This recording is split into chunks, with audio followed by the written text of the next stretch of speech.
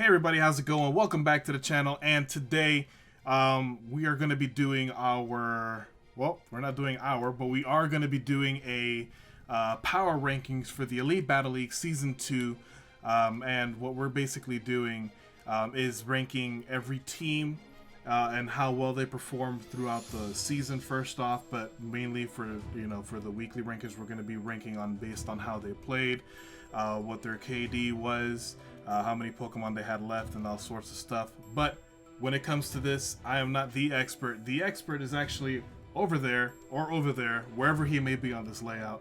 And again, I am not alone. I am joined by my co-host, MattyIce from Stone Family 64. Go ahead and explain this a little bit better because I suck.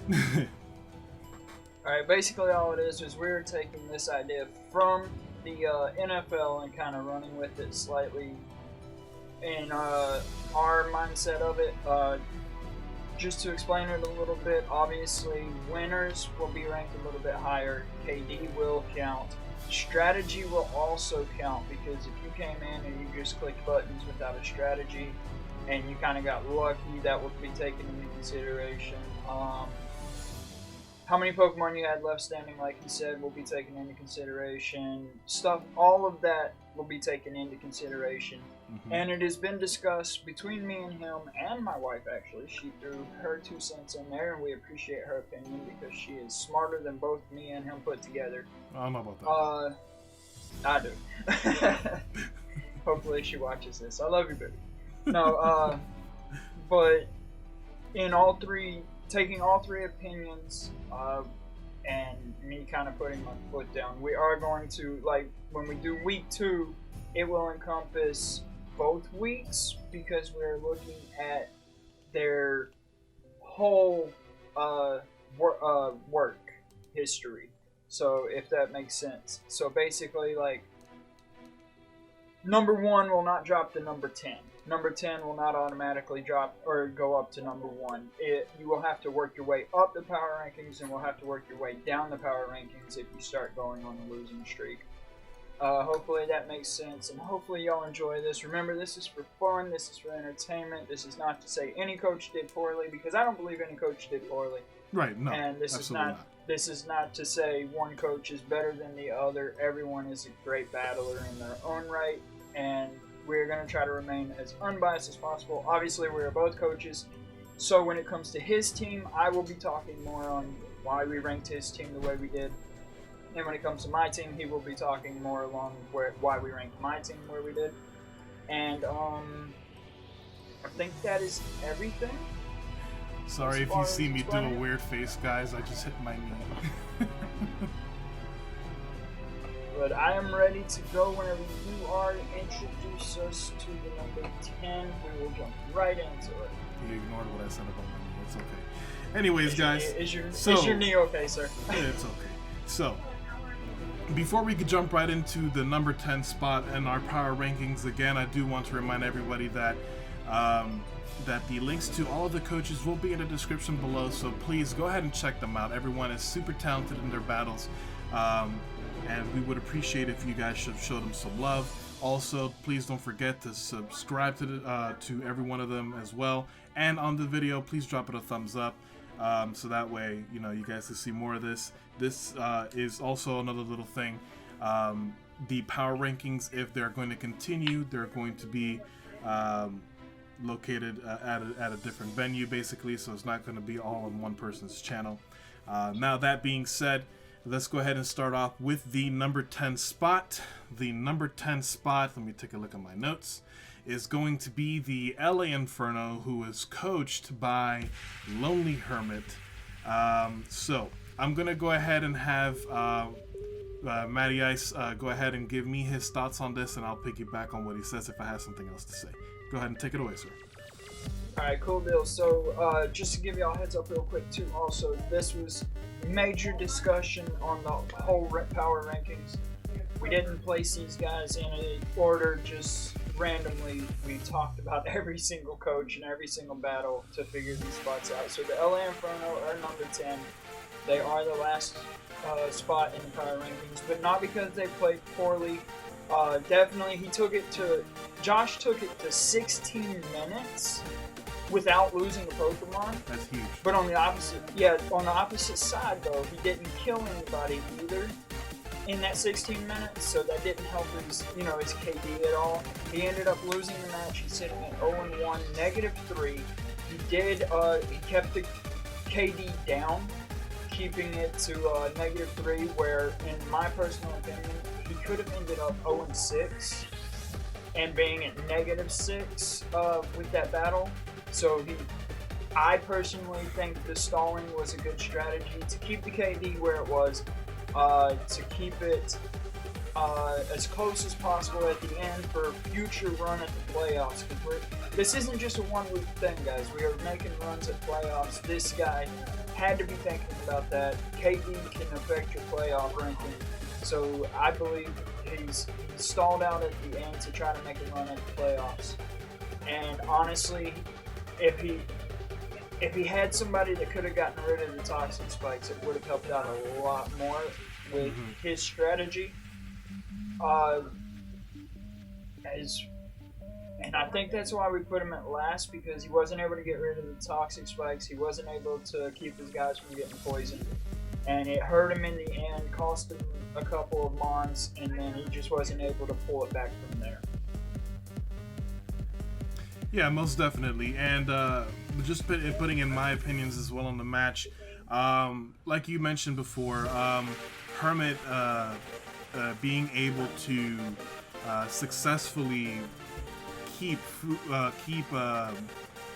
his opponent at bay for a whole 16 minutes is big, because I personally don't think I could have done that. I don't know if I could have done that. I barely did it once, and it's kind of difficult. So I'm not gonna lie, the defensive strategy that Hermit had in place was fairly impressive. I do agree that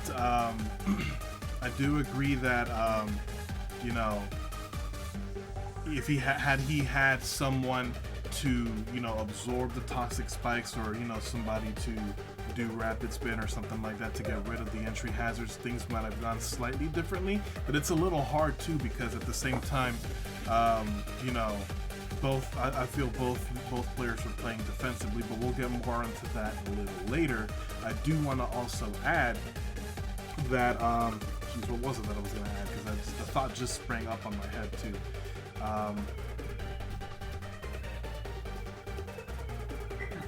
I lost my train of thought. Oh my goodness, and I'm going to remember it too. Anyways, so I guess I forgot. So those are my opinions on the battle as well. Again, him keeping his Pokemon alive for a straight 16 minutes was fairly impressive. I think it's impressive. Yeah. So that's pretty much all I have to say on that. Anything else you'd like to add before we move on? That's not to say he is the worst coach in the league. Obviously, absolutely. I think all the coaches are great. But somebody's got to be number 10. And with the -3 and the way it happened, that's why he was placed in that spot. Mm-hmm. Well, no, of course, no one is a bad coach. It just so happens, unfortunate situations, got them where they are now. But if there's nothing else to say on the number 10 spot, let's go ahead and jump up to number 9, who, according to my notes, is the Detroit Luxrays, who is coached by Game Reviews. Because this was actually my opponent here for week 1, Mr. Matt, please go ahead and take it away with this one, and I'll jump on in afterward. Okay? Alright, so Gamer and the Detroit Luxrays were placed here at the number 9 spot because the match did not start off well for them. 2 straight kills right off the rip. The reason I will be comparing teams through this, guys. It is not to say one's better than the other, but just to tell you why this team is over this team. The reason the Lux Rays are placed higher than the LA Inferno, even though they have the same ranking, 0-1, -3, is because the Detroit Lux Rays were able to come back from that 0-2 deficit at the start of the match, get 3 kills, and keep that KD ratio closer than it could have been. Because from the looks of the way the battle was going, Max could have lost control of that battle and let it go, but he brought it back and almost swung it in his favor until Zacian came out and did some work. Obviously, the Zacian is going to be tough for people to handle, but the Detroit Lux Rays had a plan. They implemented the plan. It didn't go fully their way, but they were able to bring that KD back to being manageable for the rest of the season. And it keeps them still in contention. Yes, they're last, and yes, the bottom 2 teams both happen to be the 2 teams that are last in their respective divisions. But that's not necessarily going to be the case the rest of the season. We'll have to see how the battles are played. But keeping that KD close is going to definitely help it. Agreed. Gamer did play a great battle with that. I do agree, and you know, I have to say this about Gamer. Not that his team last season was bad or anything like that. It was definitely, you know, unique. And I say unique in the case that some Pokemon that he had were competitively viable and some I haven't seen in the competitive scene as much. But this season, Gamer had a good team. He has a good team. So for him to have a bad start to the season, you know, it happens to the best of us, you know. However, do I foresee Gamer having a bad record? No, not at all. His team is actually quite formidable. He had a strategy. Unfortunately, it didn't play out the way he wanted it to.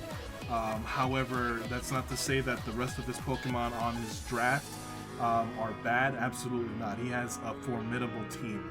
So I'm excited to see what more Gamer has to bring to the season as the season progresses.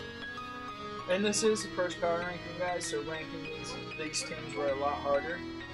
Throughout the seasons, if we do more than season 2, if we move into season 3, obviously we'll be able to do preseason rankings and start teams out based off of their draft and how they've done previous seasons. So this is the first one, so work with us on this one if you could. Let us establish this and get it going. And of course, any opinions and anything that you guys might have, please drop them in the comments below. We're happy to take a look at them and you know, just talk about it. Is there anything else you'd like to say? Sorry? No, I was saying number 8. I was good with Max. I feel good about that. So we're good with number 9. Moving on to number 8. Number 8, we have the Philadelphia Flygons, who is coached by iLoneWolf. Now, iLoneWolf is a new competitor to the EBL. This is his first competitive battle. And looking back on his battles, I have to say, I've battled Wolf before. Wolf, despite all the talk that he likes to say that he doesn't know how to battle, I personally disagree. I think he does a great job competitively. You know, definitely some room for improvement and whatnot. That being said, looking into his battle with, I believe he was fighting the Redwood Meowths, which we'll get into that later on. But his match with the Redwood Meowths, the Wolf had a good standing, or he had good control of the match in some parts and others as well. Unfortunately, one thing did, and I know I'm sorry to bring it up, Wolf, but one thing did hinder Wolf from taking the dub was that one misplay that he had with the Xerneas. Had he not misplayed that, he actually would have taken that win. Not to say that his opponent wasn't doing anything good either. It's just, you know, one move can make a difference in the battle. One move, one Pokemon can make a whole difference, and unfortunately, that was the case in this battle. What do you have to say, sir? Yeah, also the way he worked around that Meowth and dealing with that troll of a Meowth was really good. It showed that he was able to switch in and out, get Pokemon where they need to be. However, I think if he could have been more aggressive with that Meowth, he gets it out of there a little quicker. That could have benefited his team. Just some slight misplays has the Philadelphia Flygons 0-1 with a -2, and it's got them down here at the bottom of the rankings. Obviously, great battle. He was able to, and I'm going to bring up KD a lot because with this season, 2 teams aren't making the playoffs, and it could come down to kill-death ratio, which eliminates the team. So he kept the KD low. He was able to get it to only a -2. He was able to get rid of 4 of his opponent's Pokemon. Keeping that low, keeping that low number helps you out a lot going on deeper into the season. Right. No, of course. Also, do want to say that because it is his first official competitive, we'll say official, right? Because it's no BGC or anything, but it's still a competitive draft league, so we'll say official. But because this is his first official competitive battle, things that's one reason why he is ranked where he is right now. But again, he plays really well. And that, for someone who says that he doesn't know how to battle, that says a lot. He plays really well, I feel. All right, so moving on to number 7. Number 7, we have me. I'm kidding. No, that's an inside joke. While we were going over the power rankings, Matt was saying, number 7 is me being him. But number 7, we have the Atlanta Braviary, who is coached by our very lovely co-host, MattyIce, aka Stone Family 64, aka the commissioner of the Elite Battle League. So let's see. Stone was able to. The reason we have Stone here, of course, is because he was able to. This is a very close battle. This is probably one of the closest battles that we've had for week 1. He was able to take his opponent to the limits, and even though his loss was clear and defined, meaning that it didn't go into timer or anything like that, I feel he definitely gave his opponent a run for his money because they were just switching blows. One Pokemon went down, the other went down, one here, one there, and unfortunately, whether it was just by coincidence or maybe that was his opponent's strategy all along, is what resulted in his clear and defined loss with this one. But again, he was able to keep everything close and to the limits. And again, this is probably, I feel, like one of the closest battles that he's had, or that we've had for week 1 in the league so far. Any thoughts on that? Just because I don't want to say too much on the Atlanta Braviary because I'm obviously a little bit biased. They are my team, but definitely, again, the record is 0-1 for that team with a -1. So sticking with that, keeping the KD to a -1 definitely helps. The Braviary can build on that, and if they turn around and win a couple of matches, that KD is not going to hurt too much. Right. All right, so let's keep it moving on here. We're reaching number 6. Number 6, we have the New Brunswick Ninetales, who is coached by Jechnician. Now, Jechnician is also a new, and I didn't mention this earlier, but we have new competitors as well compared to the first season. But Jechnician is another new competitor to the Elite Battle League, and his record thus far is an 0-1 with a -1. Now, Jechnician also kept it close as well. So even though he didn't win the match, we also have to take into consideration that this is probably the first team that loses but has an MVP. Yep. That's pretty big. I think it's the first team that loses but has an MVP. That Zekrom put in a lot of work. And unfortunately, this is one battle that did go to timer, and had there not been a timer, it is possible that the battle might have turned out differently. I feel like maybe the Zekrom could have taken a hit and dealt one last hit to take that win. Unfortunately, there was a timer and that wasn't the case, but either way, a very well played match by Jechnician's part. What do you have to say, sir? And if I'm not mistaken, after rewatching that battle, he still had his Dynamax at the end. So with the Kinglers only having 2 Pokemon left, if Zekrom Dynamaxes and the timer doesn't run out, that Dynamax makes a huge difference, guys. And like we mentioned, he's -1 KD, so he can bounce back from that. But he'd be +1 at that point, and then we'd be talking about the Kinglers probably in this spot right now. Very true, very true, very true. That Dynamax would have made a world of difference here. Had he Dynamaxed and everything. Unfortunately, Sword and Shield has a timer, so we're just gonna move past that part. Unfortunately, but very well played on Jechnician's part. Very well played. I'm excited to see what else he brings throughout the rest of the season.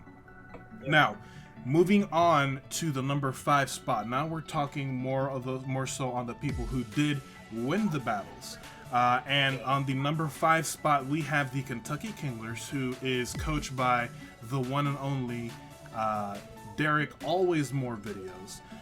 His record currently stands at 1-0 with a +1. Now, excuse me. Now, again, more so on the reasons that Jechnician was placed on his on his spot, but more so the opposite. Obviously, Derek won. His team didn't get an MVP for week 1 for his division. However, again, had the timer not been existent, the battle might have gone a little bit differently. Again, the Zekrom was putting in work, but at the end of the day, a win is a win is a win, and Derek pulled this one off very nicely as well. So again, Derek has a complete powerhouse of a team. Derek played really well, extremely well. Again, the timer and all this stuff, all of that stuff could have played differently. But what do you have to say, sir? Just mentioning he had his Salamence at the end, so and I'm going to play devil's advocate, even if the Zekrom does Dynamax, if Salamence survives that hit, I don't know if it would, I don't know how Derek's built that Salamence, but if it survives that hit, Salamence turns around and hits Zekrom hard, then we're talking about a 2-0 win for Derek, and we're talking about him being +2, and then maybe he's up a little bit higher in these rankings. So those slight things can change where your ranking is, So definitely I'm looking forward to seeing the type of work that Salamence puts in for Derek later in the season, and looking to see if he can extend that KD ratio and maybe pull himself away from that tie that he's in with the Iowa and Cineroars for second place, Right, no, of course. And speaking of the Salamence, again, we don't know how he has that Salamence built. Personally speaking, for me, using the Salamence in the competitive scene, I do know that Salamence is able to take at least one dragon type move before being able to dish out another. Whether he dies afterward is something else entirely, but you mentioned the Salamence being able to take a hit. It very well could have possibly taken a hit, but of course, if the Zekrom Dynamax, it's lights out for the Salamence, unfortunately. But if there's nothing else for the number 5 spot, we're gonna go ahead and move on to the number 4 spot. The number 4 spot is held by Acery, who is coaching the Redwood Meowths, who is another new competitor in the Elite Battle League. Currently stands at a 1-0 for his record with a +2. Now, more or less again on the same thing that Wolf was, for the same reasonings as Lone Wolf. Ace won, but had it not been for that one misplayed move on the Flygon's part, that match definitely, I wouldn't say definitely, but it is very well possible that match would have gone differently for the Meowths. And it would be Lone Wolf in this spot instead of Acer, possibly. Okay? Again, the fact that Lone Wolf is also inexperienced to the competitive scene does have to do, with something as well.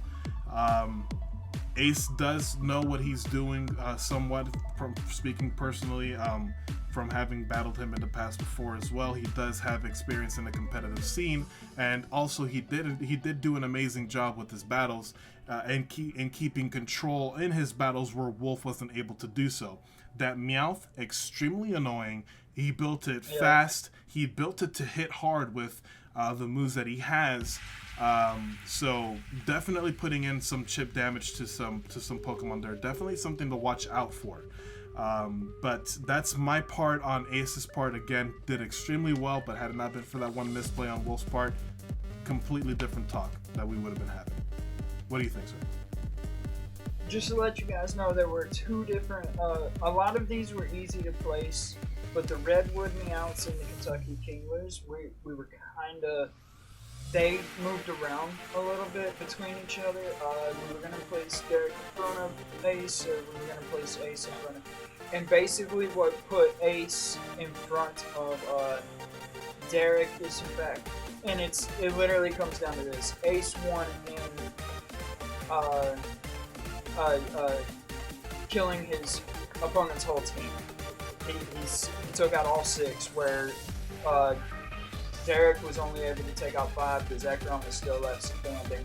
So it's literally that one little thing, that tiny little thing. That's not to say Ace is better than Derek, that's just to say this week Derek was not able to get all 6 down.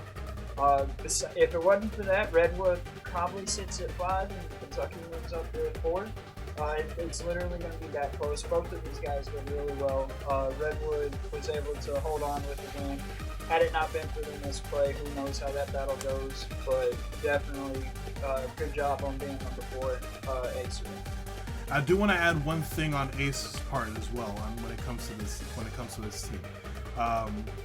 Ace is part of the Dynamax division, who is along with the Dynamax division, you have myself, you have Stone Family 64, Gamer Views, Lone Wolf, and then of course Ace himself. I do want to go ahead and mention the fact that Ace would have had the MVP for that week had it not been for the amount of Pokemon that he lost.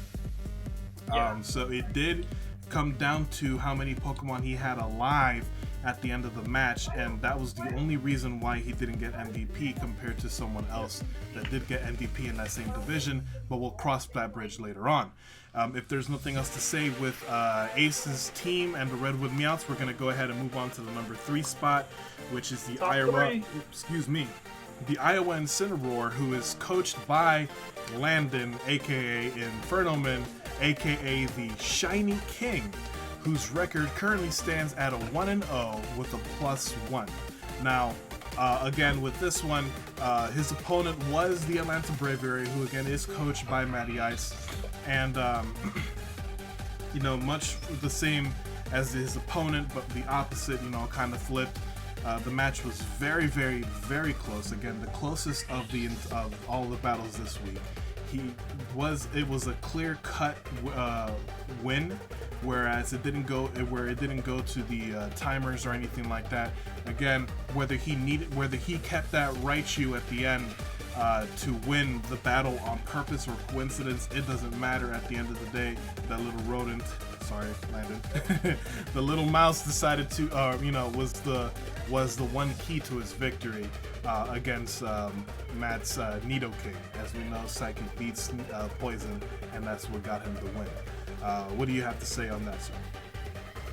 I'm not going to say too much. If he could have got a better KD sitting at 1-0, he's 2 behind the Everglade Ace. That could have helped him out, if he could have got one more extra kill. Obviously, that, we could be talking something else here. But being 1 behind Everglade instead of 2 behind, especially with that Great Wall of Everglade still being there. Shoutouts to Lonely for coining that phrase. That Great Wall still being in Everglade, it's going to be tough for people to break through that, so I'm not seeing him losing a lot of mons. So that KD is going to become ever more important, especially in the Mega Division over there on that side. So definitely would like to see if he can get a better KD in the future and maybe move up the rankings. It's sitting in 3rd, it's going to be tough moving up the rankings. Agreed. So if there's nothing else to say when it comes to the Iowa Incineroar, we're going to move on to the number 2 spot. And this is actually where we had a slight disagreement, and we did have to delve into the matches quite a few times. And again, shouts out to ItsReallyTimmyB and Lonely Hermit for the weekly roundups as well. An amazing job with what they do. Definitely check them out. And we'll drop the link to the week 1 roundup in the description as well, so you guys can check them out and subscribe to their channels as well. But the reason I bring all of that stuff up is because we had a little bit of a discussion as to who was going to be number 2 and who was going to be number 1 for this week's power ranking. And I feel that the decisive factor in the determination as to where the rankings were ended up on were because of the weekly roundup.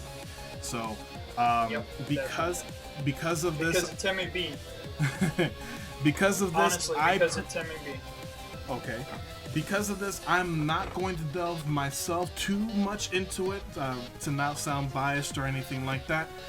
But number 2 spot is going to be the Everglade Entes, who is coached by the legendary Fus-Ro-Dab, another Josh in the league.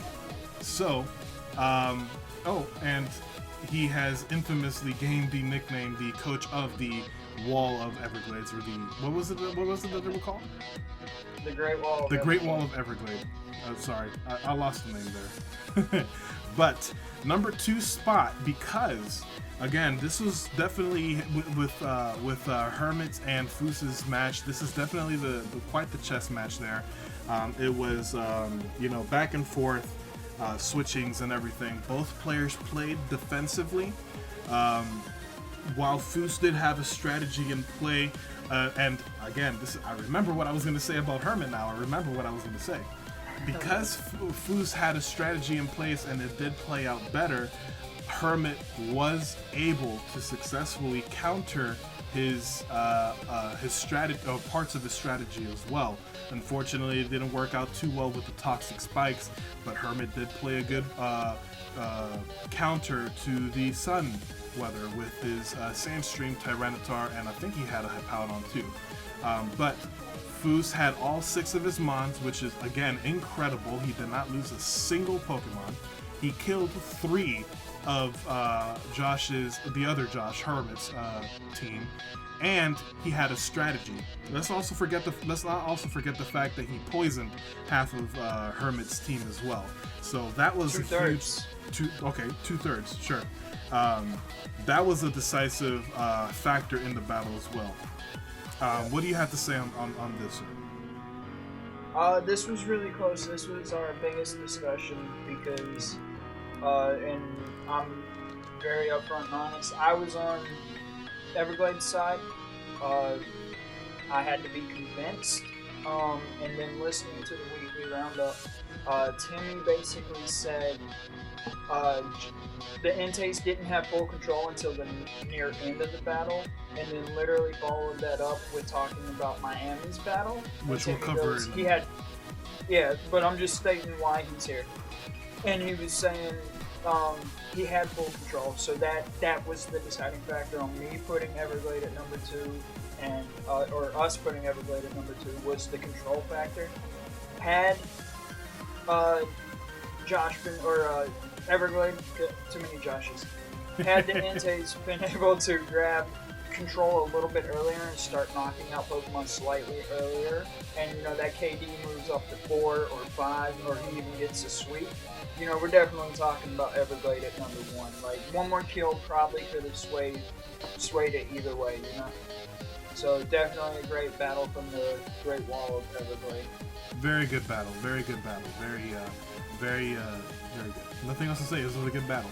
Now, if we're done with number 2 spot, we are gonna go to the number 1 spot, which is the Miami Dragonites, who is coached by Guanaco Gaming, who isn't a new competitor in the Elite Battle League. Neither is Fus, by the way.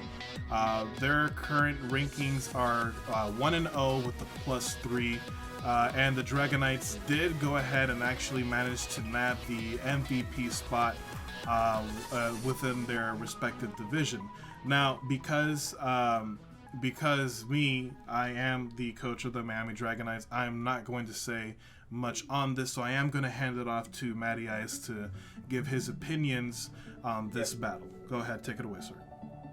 As was mentioned with the Everglade Entes not having control throughout the whole battle, Miami had control the whole time. Sent out Rillaboom from the beginning, 2 kills immediately. It's 4-6 at this point with no damage on any Pokemon.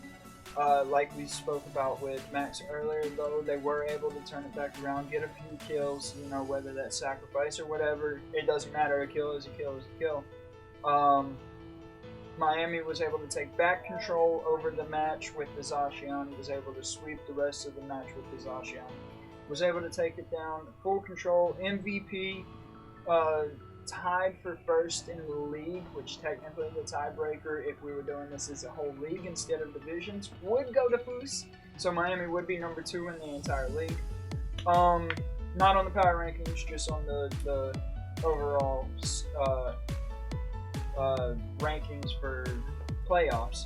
But yeah, definitely a great job by Guanaco Gaming on his team with that, and being able to have MVP and a +3 ratio. That +3 ratio is going to come into big effects.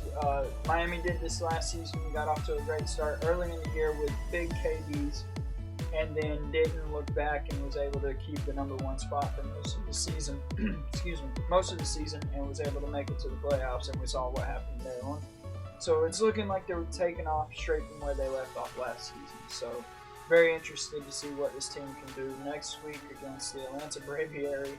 And very interested to see. Mm-hmm. Very interested to see how every one of us are, and I say every one of us because, you know, we're all friends and we're all in the league. So I'm very interested to see how every single one of the competitors go about with their week 2 battles with their respective opponents. So there we have it, guys. So these are the rankings for currently for week 1. We have the number 10 spot, Lonely Hermit, who is coaching the LA Inferno. We have Game Reviews at the number 9 spot. And the Hermit, again, they're stating their records 0-1 with a -3. Game Reviews coaching the Detroit Luxrays 0-1 at a -3. Number 8, iLoneWolf with an 0-1 and a -2, who is coaching the Philadelphia Flygons. Number 7 is MattyIce, aka Stone Family 64, aka the EBL Commissioner, standing at an 0-1 and -1, who, again, did I say coaching Atlanta Braviary? If I didn't, now I said it again. Oh well. Number 6, we have Jechnician, who is coaching the New Brunswick Ninetales, standing at an 0-1 with a -1. Number 5, Derek, who always more videos, coaching the Kentucky Kinglers, standing at a 1-0 with a +1. Number 4, Acery, aka Forsaken Ace, coaching the Redwood Meowths, 1-0 with a +2. Number 3 is Landon, aka Infernomen, with a 1-0 +1, coaching the Iowa Incineroar. And number 2 is Fus-RoDab, who is coaching the Everglade Entes with a +3, 1-0 for week 1. And then we have number 1, Guanaco Gaming, who is coaching the Miami Dragonites, and they are currently standing at a 1-0 with a +3. So there you guys have it. Of course, wrapping everything up now. If you have any opinions or anything of that nature, we would definitely want to hear it. Drop your comments down below. More importantly, subscribe to every one of the coaches. Their links are going to be in the descriptions as well. Give the video a thumbs up. Make it turn blue. Before we go ahead and close out, do you have anything else you'd like to say to close out to everybody, sir? I just want to say all the coaches did a fantastic job. The KDs and everything are really tight. It's really close. Anything can happen within these next coming weeks. So don't expect these rankings to stay the same every week, guys. For sure. They're definitely going to change. Right. Depending on what happens. And I wish everyone luck in week 2, including my opponent. I wish everyone a fun time, because that's what we're here for. Fun, entertainment, and that's what this is all about. All right, guys, there you guys have it. We're signing off now. We'll see you guys for the week 2 power rankings. Nothing more, much more to say than goodbye. Peace.